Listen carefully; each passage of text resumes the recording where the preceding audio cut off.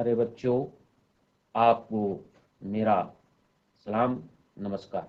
मेरा नाम मोहम्मद नासिर, मैं गणित का अध्यापक राजकीय पूर्व माध्यमिक विद्यालय डालनवाला से आपके सामने ज्ञानदीप प्रोग्राम के तहत उपस्थित हुआ हूं, जिसमें कोविड-19 के रहते हुए ये प्रोग्राम आपके लिए दूरदर्शन पर प्रसारित होगा। आज का हमारा जो अध्याय है वो कक्षा 8 का है और कक्षा 8 का अध्याय नंबर 11 क्षेत्र मिति मेंसुरेशन का अध्याय हमारे पास है। इसको हम क्षेत्र मिति कहते हैं। आपका इस कक्षा में आपका अभिवादन। सबसे पहले हम इसमें शुरू करने से पहले कुछ इसके रिकॉल्स यानी कि रिकैप्स करेंगे जो हमने पूर्व कक्षा में सीखा है। रिकॉल्स करेंगे या इसको हम रिकैप भी कहते हैं। सबसे पहले मैं क्षेत्र मिति के बारे में बताना चाहता हूं। क्षेत्र मिति मेंसुरेशन का एक पार्ट है और इसमें आपकी जो क्लोज फिगर्स होती हैं, जो बंद आकृतियां होती हैं, उनके क्षेत्रफल को हमें निकालना होता है। पूर्व की कक्षाओं में हमने तमाम समतल आकृतियों की जो जानी पहचानी आकृतियां हैं उनका हमने परिमाप और क्षेत्रफल निकालना भली भांति सीखा है, जिसके संबंध में मैं आपको थोड़ा सा रिकैप करा देता हूं। सबसे पहली जो क्लोज फिगर है वो हमारे पास 3 तरह की क्लोज फिगर होती हैं जिसमें हमने सीखा है।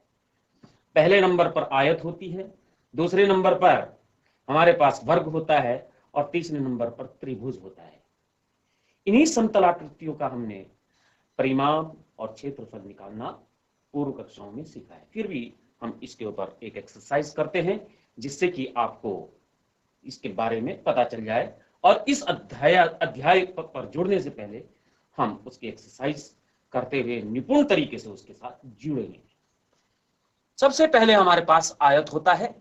आयत की परिभाषा आप जानते हैं, यह है आयत।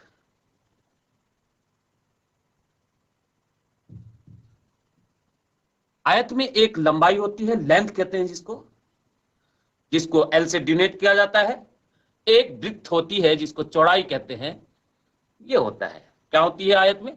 एक तो लंबाई होती है और दूसरी चौड़ाई होती है। और ये हमारे पास चौड़ाई हो गई। आयत में 2 तरह की सीमाएं होती हैं, एक लंबाई होती है, दूसरी चौड़ाई होती है। ये क्लोज फिगर है और 2 डायमेंशनल है। हमें 2 डायमेंशनल से 3 डायमेंशनल की ओर जाना है, जो कि क्षेत्र मिति का एक पार्ट बनता है। तमाम 3 डायमेंशनल जो फिगर्स होती हैं उनके भी पृष्ठ के क्षेत्रफल निकालने होते हैं, जिसकी वजह से क्षेत्रफल में हमें निकालना आना चाहिए, इसमें निपुणता होनी चाहिए। सबसे पहले ये लंबाई और चौड़ाई हुई। अब इसमें हमारे पास सीखा होगा कि परिमाप क्या चीज होती है। इसमें परिमाप यानी कि चारों तरफ की जो सीमा है, जो बाउंड्री वॉल है, वही हमारा परिमाप है। समझने की कोशिश करें। ये देखिए, यहां से मैंने ये ए बिंदु लिया, इसका ये बी बिंदु लिया, ये सी यानी कि इसके वर्टेक्स के नाम दे दिए हमने, इसका नामकरण कर दिया। अब ए बी, ये यहां तक एक दीवार है, बी सी यहां तक एक दीवार मीन्स भुजा भी होता है, दीवार मीन्स भुजा भी होता है। और सी डी ये भी है और ए डी एक भुजा ये है, जो कि लंबाई और चौड़ाई में विभक्त की गई है। तो इसका परिमाप निकालेंगे। पूर्व की कक्षाओं में आपने इसका निरूपण भली भांति सीखा होगा, जिसका फॉर्मूला आपने सीखा है 2 और होल ब्रैकेट लंबाई को किसके साथ जोड़ देते हैं? चौड़ाई के साथ जोड़ते हैं। लंबाई क्या है? एल है। मैं आपको हिंदी में इस वजह से लिखा रहा हूं ताकि आपको इसमें आपकी पहचान हो सके। एल प्लस बी, ये हमारे पास फॉर्मूला होता है परिमाप निकालने का, एक क्लोज फिगर की परिमाप निकालने का। हर एक क्लोज फिगर का अपना परिमाप होता है। दूसरी बात, इसका क्षेत्रफल निकालेंगे, आयत का क्षेत्रफल।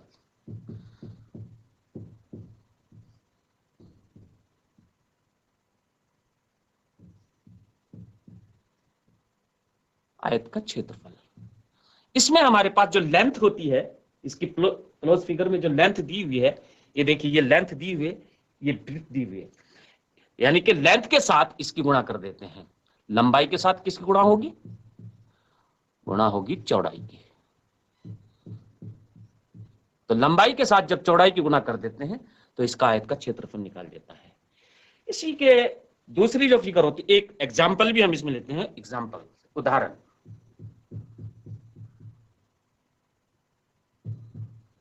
एक आयत की, यहां पे लिखेंगे, प्रश्न लिखेंगे, एक आयत की लंबाई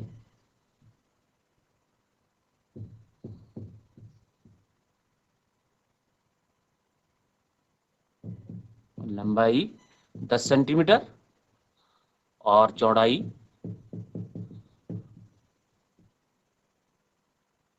है 8 सेंटीमीटर। आयत का परिमाप, आयत का परिमाप व क्षेत्रफल ज्ञात करें। क्षेत्रफल ज्ञात करना है, यह है आपका।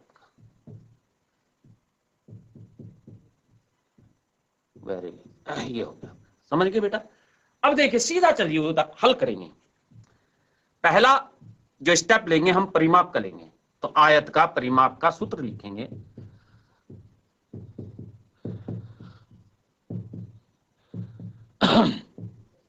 दो लेंथ के साथ डी जुड़ जाएगा। दो लेंथ के साथ क्या है, इसमें डॉट प्रोडक्ट होता है, यहां पे गुणा का निशान होता है। लंबाई कितनी है? 10 सेंटीमीटर दिया है ना, ये देखो, ये देखो 10 सेंटीमीटर और 8 सेंटीमीटर, 8 सेंटीमीटर। 2 10 और 8 कितने हो गए? 18, और इनके बीच में ये क्या है? गुणा का निशान। 18 दूनी 36 सेंटीमीटर। ये तो आपका परिमाप हो गया। इसको आपने आराम से सीखा कि भाई किस तरीके से हम परिमाप निकालते हैं। आप जोड़ भी सकते हैं। एल की जगह क्या है? 10, बी की जगह क्या है? 8, 10 और 8 18, 18 10 28, 28 और 8 36, पूरे आवरण का आपके सामने परिमाप आ गया। अब क्षेत्रफल की बात आएगी। पहला स्टेप। सेकंड स्टेप में हम लेंगे क्षेत्रफल, आयत का क्षेत्रफल।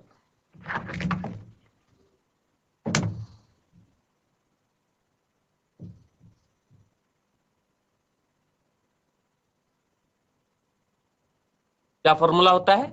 लंबाई गुणा चौड़ाई। आपने इसको लेंथ और बी की फॉर्म में भी लिखा है।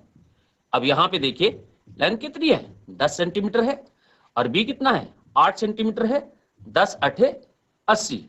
और यहां पे देखिए, एक चीज मैं आपको समझाना चाहूंगा। यहां पे सेंटीमीटर 10 सेंटीमीटर था, और यहां पे 8 सेंटीमीटर था। यहां 10 और 8 की गुणा तो हो गई 80, लेकिन यहां ये यूनिट है। अब आपने घातांक के नियम में सीखा होगा कि जब हम एक यूनिट की, सेम यूनिट की गुणा करते हैं, यानी कि 2 के साथ 2 की गुणा करेंगे, तो 2 की एक घात के साथ 2 की एक घात के साथ गुणा होंगे, तो गुणा में घातें जुड़ जाती है, तो क्या हो जाती है? जुड़ जाती है, तो 2 घात हो जाएंगे। इसी तरह सेंटीमीटर की एक घात ये हुई, सेंटीमीटर की एक घात हुई ये, तो ये सेंटीमीटर स्क्वायर हो गया, जिसको हम क्या सकते हैं? स्क्वायर सेंटीमीटर भी लिख सकते हैं। क्या लिख सकते हैं? वर्ग सेंटीमीटर भी लिखेंगे। ये मैंने आपको अतिरिक्त बताया है ताकि आप इससे कंफ्यूज ना हो। अक्सर बच्चे जो है इसकी मात्रक, यानी कि इसकी जो मात्रक होता है उसको लिखने में थोड़ा सा गड़बड़ा जाते हैं, तो इसमें गड़बड़ाने की कोई जरूरत नहीं है। यहाँ पे सेंटीमीटर की घात 1 है, फिर गुणा है सेंटीमीटर की घात 1 है, ये आपको समझाने के लिए है। और गुणा में क्या हो जाती है? घातें जुड़ जाती। एक घात ये हुई थी, एक घात ये हुई थी, तो सेंटीमीटर की घात ये होती है। आगे जब हम इसको क्षेत्र मिति के आगे जोड़ेंगे, जब हमारे पास 3 डायमेंशनल आएगी, तब हम आपको उसके बारे में बताएंगे। क्यूब जब आएगा तब हम उसके बारे में आपको बताएंगे कि भी किस तरीके से हम मात्रक को लिखेंगे। तो ये हमारे पास एक चीज हो गई। दूसरी चीज,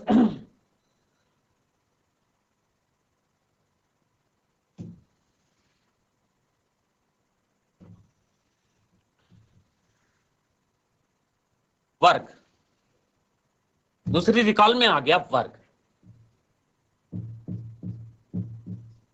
वर्ग की चारों भुजाएं क्या होती हैं? बराबर होती हैं, और चारों कोण समकोण होते हैं। जिस तरीके से आयत में मैंने बताया था, चारों कोण समकोण होते हैं। इसी प्रकार इसके भी चारों कोण समकोण होते हैं और चारों भुजाएं बराबर होती हैं। इसको हम भुजा लिख दो और भुजा को साइड भी लिख सकते हैं और हम इसको ए से ड्यूनेट करते हैं। किससे? ए से। तो ये भुजा भी क्या हुई? ए हुई। अब इसमें लिखेंगे हम इसका परिमाप। किसका? वर्ग का परिमाप। सूत्र निकालेंगे। आपने पढ़ा है वर्ग का परिमाप। परिमाप के लिए हम कहां चलते हैं? अपनी फिगर पर चलते हैं। इसका भी नामकरण कर देते हैं, पी क्यू आर एस। अब देखिए पी क्यू में क्या जोड़ेंगे? क्यू आर में क्या जोड़ेंगे? आर एस में क्या जोड़ेंगे? पी। यानी कि बाहर का जो आवरण होता है उसी पर आपका जो है परिमाप निकलता है। अब यहां पे हमारे पास ये है ए। एक भुजा कितनी है? ए। तो ए प्लस ए प्लस ए प्लस ए कहां से आया? क्यू, देखो क्यू आर का ए, फिर आर एस की माप ए, फिर पी एस की माप ए, ये भी ए है, और पी क्यू की माप भी ए है। तो आया, इसका मतलब ये हो गया 4a। इस केस यानी अब आप भली भांति जानेंगे, पिछली कक्षाओं में भी आपने पढ़ा है कि भाई वर्ग का जो परिमाप होता है चारों भुजाओं का योग होता है, 4 गुणा उसकी भुजा। लिख भी सकते हैं हम 4 गुणा भुजा। हिंदी में लिखेंगे इसको 4 गुणा भुजा। किसकी भुजा? वर्ग की भुजा। ये हमारा एक फॉर्मूला आया। दूसरा, इसका वर्ग का क्षेत्रफल।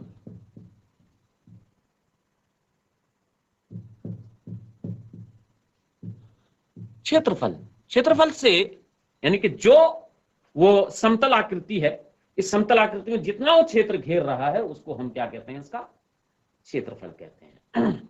इस क्षेत्रफल निकालने के लिए हम क्या करेंगे? इसकी भुजा की गुणा भुजा में, जिस तरीके से हम आयत में कर रहे थे लंबाई की गुणा चौड़ाई करके, ठीक इसकी यहाँ पे इसकी ये लंबाई कितनी है? वही भुजा, और फिर इसकी चौड़ाई क्या है? वही भुजा।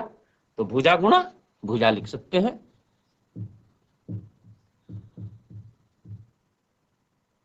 और भुजा कितना है इसमें? ए है और ये ए है। क्या कहा था अभी मैंने? छोटा सा एक बताया था आपको कि भाई घातांक के नियम के अनुसार जब ये समान राशि की गुणा होती है तो घातांक के नियम के अनुसार उनकी घातें जुड़ जाती हैं। यहां पे घात कितनी है? 1 मानेंगे, और यहां भी कितनी है घात? 1 है। तो 1 और 1 2 यानी कि ए स्क्वायर। ये आपका वर्ग का क्षेत्रफल हो गया। अब इसके लिए उदाहरण से हम समझाएंगे आपको। एग्जांपल,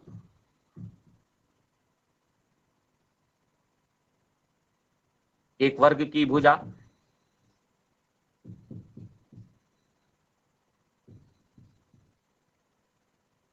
12 सेंटीमीटर है। वर्ग का परिमाप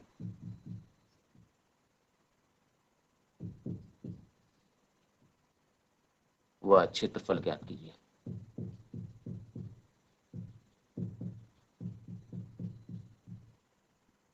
कीजिए, यह आपका प्रश्न बना है। ठीक इसी प्रकार से हम जो है हम बनाएंगे अपने प्रश्न। अब यहाँ पे इसका हल लिखेंगे, वही उसी तरीके से स्टेप में लेंगे। सबसे पहले क्या निकालेंगे? पहले स्टेप में इसका परिमाप निकालेंगे। क्या निकालेंगे? परिमाप। वर्ग का परिमाप का सूत्र लिखेंगे। वर्ग का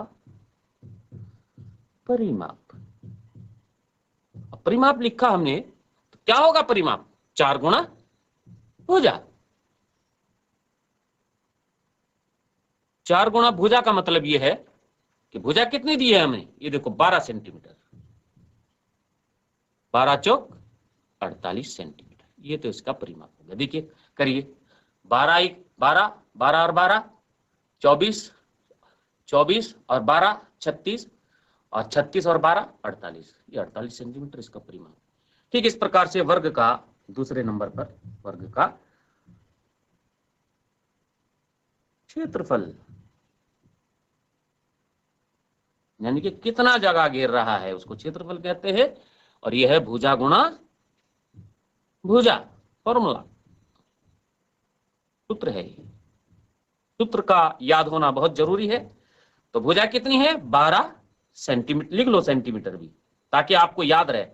जब आपको निपुणता से याद हो गया फिर कोई जरूरत नहीं है फिर सीधा आप जो है अंकों की गुणा करके सीधा उसकी यूनिट यानी कि उसकी जो इकाई है वो मात्रक आप लिखेंगे 12 सेंटीमीटर। ठीक है, 12 और 12 की गुणा करेंगे तो 12 12 के 144 होता है, और ये सेंटीमीटर की घात कितनी हो गई? 2। और इसको लिख सकते हैं स्क्वायर सेंटीमीटर लिख सकते हैं। ये हमारे पास इसका क्या है, आपका हो गया। तो दो चीजें आपको इसमें मैंने स्मरण कराई है पिछले ज्ञान के मुताबिक कि आयत का क्षेत्रफल क्या होता है और वर्ग का क्षेत्रफल क्या होता है। ये जो क्षेत्रमिति है क्षेत्रफल के ही आधार पर जुड़ी हुई है। इसके बाद हम इसमें एक क्वेश्चन लेते हैं, और उसमें आजकल हमारे पास हमने अपने जो हमारे बीच में हमारे फैमिली मेंबर्स होते हैं, हमारे पिताजी, हमारी माताजी, हमारे भाई बहन, वो हमेशा प्लॉट की बात करते हैं कि भाई प्लॉट, आजकल प्लॉटों का जमाना चल रहा है, सेल का परचेज का जमाना चल रहा है कि हमने इतना खरीदा इतना खरीदा। तो जब हम उस प्लॉट को खरीदते हैं तो उसका परिमाप भी होता है और उसका क्या होता है, क्षेत्रफल होता है, और क्षेत्रफल के ही हिसाब से हम उसको उसकी कीमत को अदा करते हैं। चलिए अब हम एक प्रश्न लिखते हैं, एक दो फिगर बनाते हैं खेतों की यानी कि प्लॉट्स की। एक प्लॉट ये हो गया हमारे पास वर्गाकार प्लॉट,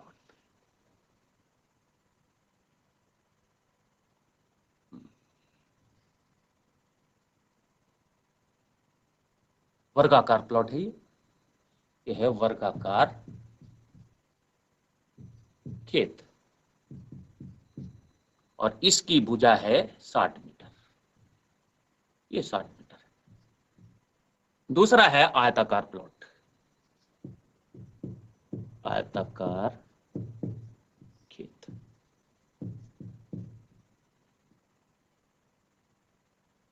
ये लो,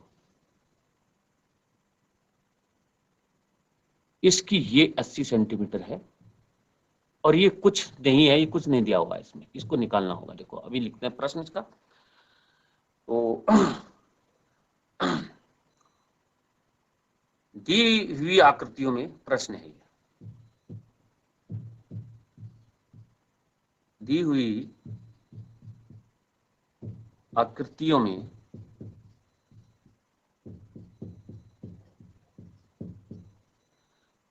दोनों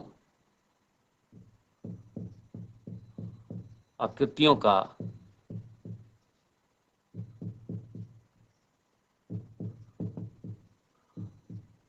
परिमाप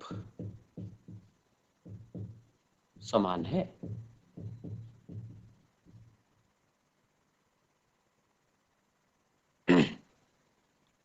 आयताकार खेत की मीटर है भाई, अरे ये मीटर है। आयताकार खेत की चौड़ाई एवं दोनों आकृतियों, दोनों खेतों का क्षेत्रफल ज्ञात कीजिए।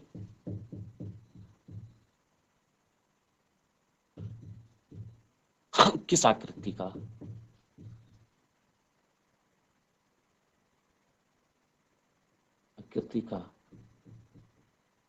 क्षेत्रफल अधिक है,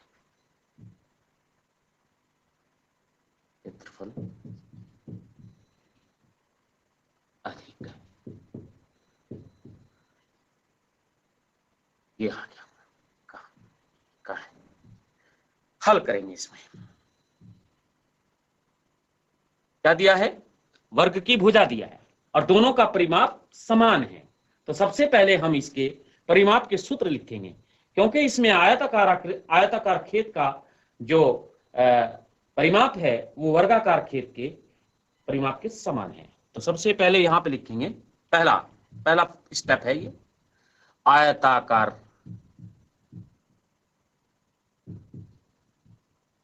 खेत का परिमाप दिया है किसके बराबर, बराबर है वर्गाकार खेत के बराबर। का परिमाप। विचलित होने की कोई भी जरूरत नहीं है, आसानी से आराम से अपना इस काम को आगे बढ़ाते रहिए। अब यहाँ पे आयताकार खेत का परिमाप का सूत्र क्या, आयत का परिमाप का सूत्र क्या होता है, 2 गुणा गया लंबाई प्लस 2 गुणा गया चौड़ाई। खोल के रखा मैंने इसको, इस तरीके से भी होता है 2l प्लस बी का मतलब ये होता है 2l प्लस 2b। इसमें देखिए बराबर, और इसका क्या होता है 4 गुणा भुजा। अब यहां पे हम l की जगह क्या लिखेंगे 80, 2 गुणा 80 प्लस 2 गुणा b, और यहां 4 गुणा 60 मीटर में।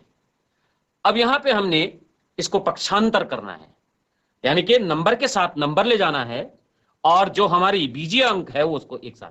तो बीजीय अंक ये है, यहां का यही रहेगा 2 गुणा b बराबर 4 गुणा 60, और ये यहां पे प्लस में था, ये माइनस में हो जाएगा 2 गुणा 80। ठीक है, अब b की वैल्यू निकालनी है हमें, इस b को यहां पे लेना है, पक्षांतर कर रहे हैं, b बराबर हो जाएगा 4 गुणा 60 माइनस 2 गुणा 80 बटे, क्योंकि ये इसकी गुणा में था, जब पक्षांतर कर रहे हैं तो ये इसके भाग में जाएगा सीधा 2। अब यहां पे देखिए इसके बराबर हो जाएगा 4 छंग 24 240, इसकी गुणा कर रहे हैं, 4 जीरो का 0, 4 छंग 24 माइनस 2 जीरो का 0, 2 अट्ठे 16, 160, और बटे कितना हो गया 2। 240 में से घटाएंगे, 0 में से 0 गया, कितना होता है 0। 4 में से 6 नहीं जाता, 14 में से 6 गया 8, यहां से हासिल लिया था तो ये 1 बचा था, 0 बचा। 80 बटे 2, 2 से 80 को भाग करेंगे, 80 का आधा कितना होता है 40। 40 सेंटीमीटर इसकी क्या आ गई, चौड़ाई आ गई। आयत की चौड़ाई क्या आ गई 40 सेंटीमीटर। तो पहला हल हो गया हमारे पास, आयत की चौड़ाई बराबर कितना आ गया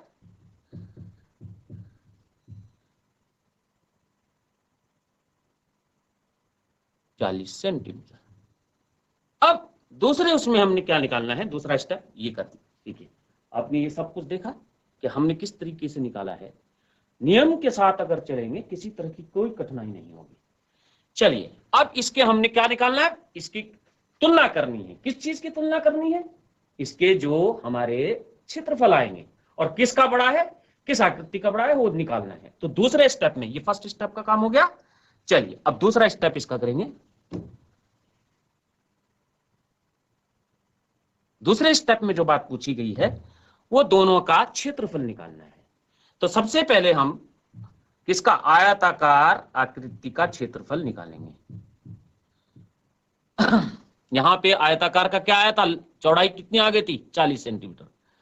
यहां पे ये कितना आ गया, चौड़ाई इसकी, आयताकार उसकी चौड़ाई होगी, लिख लेना उसको, आयताकार खेत की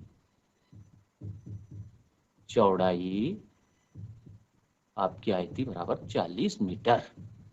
ठीक है, आयताकार खेत का क्षेत्रफल क्या होता है सूत्र, लंबाई गुणा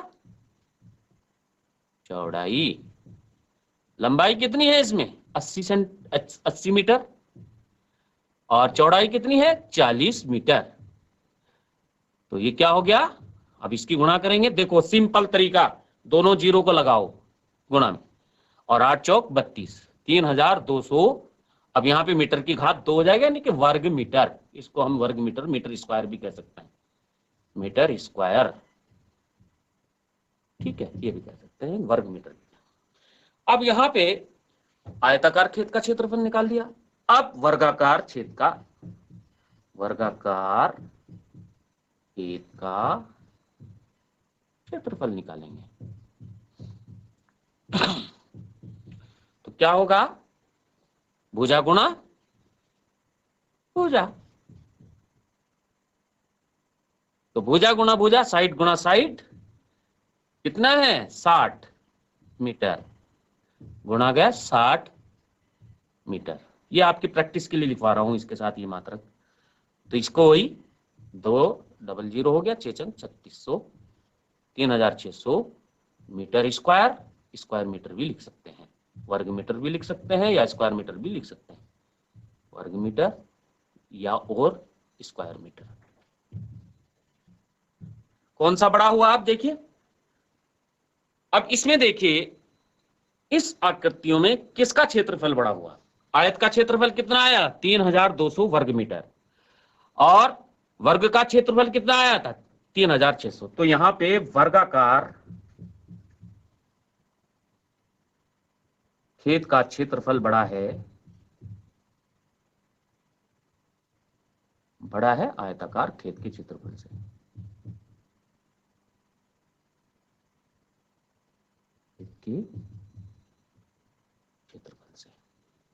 ये आपका आंसर हो गया, एक पहले निकलवा दिया।